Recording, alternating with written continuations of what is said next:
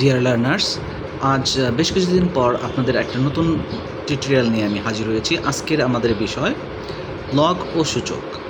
Log এবং সূচকের গণিতগুলো সমাধান করার ক্ষেত্রে, অন্তত এই গণিতের সমাধান করার ক্ষেত্রে আমরা কিছু বেসিক জেনে নেব, যে বেসিকগুলো আমাকে পুনরায় এই ধরনের অঙ্কগুলো করতে সহায়তা করবে। এবং বিভিন্ন ধরনের চাকরি পরীক্ষায় লগ এবং সূচকের এই নিয়মের অঙ্কগুলো সাধারণত আসে, যেগুলো কমন আসে সেইগুলো নিয়েই আমাদের সপ্তাহব্যাপী একটা সিরিজ হবে। লগ এবং সূচকের গণিতের কমন নিয়মের যে গণিতগুলো আসে, ইনশাল্লাহ আপনারা পর্যায়ক্রমে ভিডিওগুলো পেয়ে যাবেন।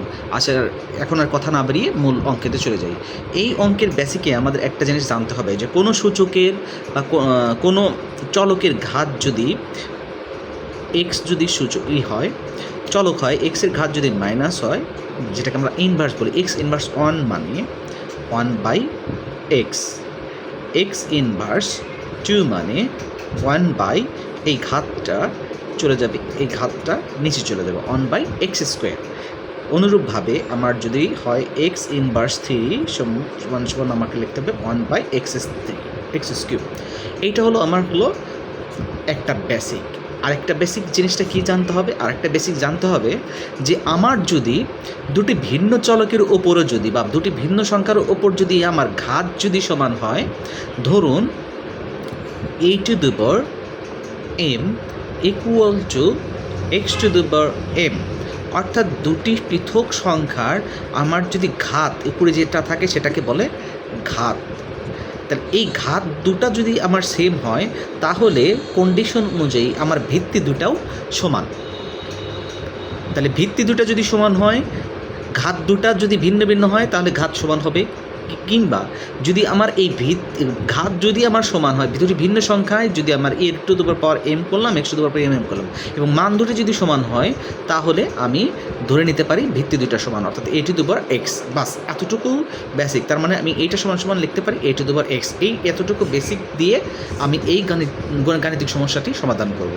তাহলে আমি আসি, x inverse 3 minus 0.001 equal to আমার দেওয়া আছে কত, 0।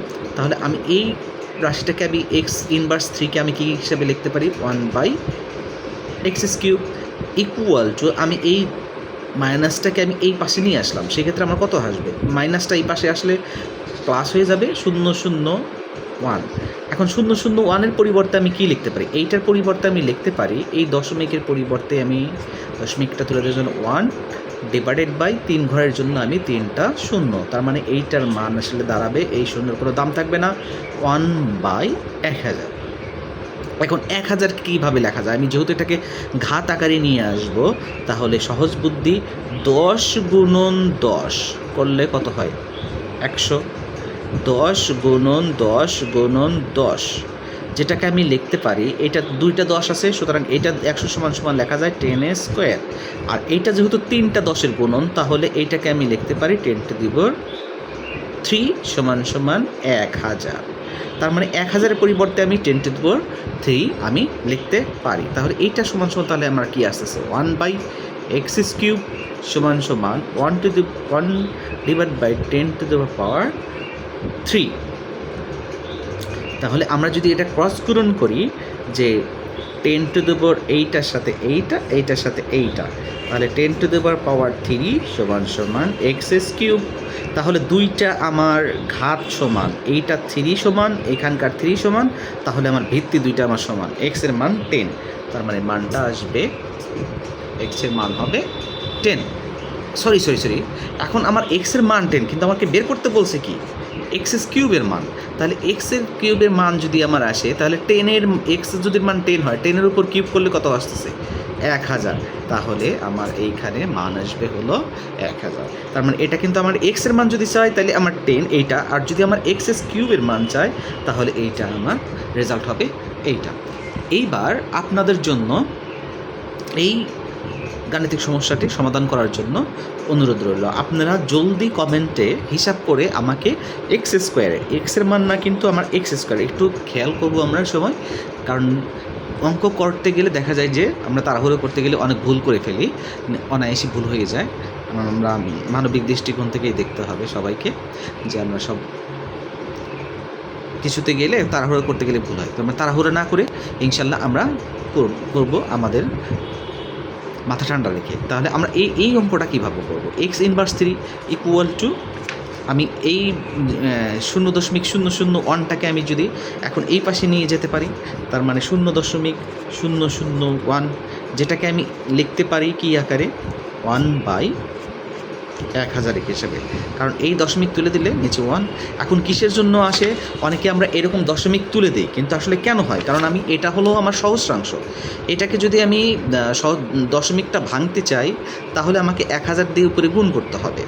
তাহলে উপরে যদি আমি 1000 দিয়ে, এটা যদি 1000 দিয়ে গুণ দিই দশমিকটা চলে যাবে। অর্থাৎ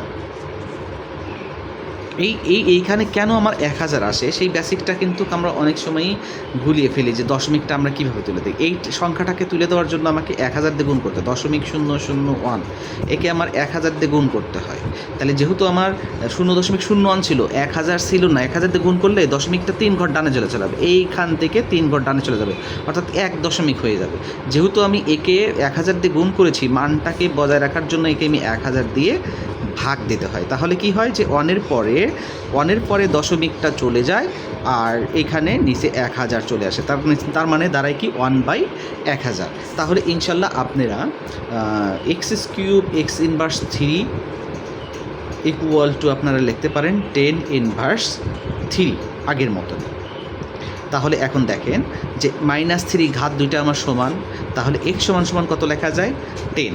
তাহলে x সমান যদি 10 হয়, তাহলে x² এর মান কত অনায়াসে আপনারা আশা করি বের করতে পারবেন।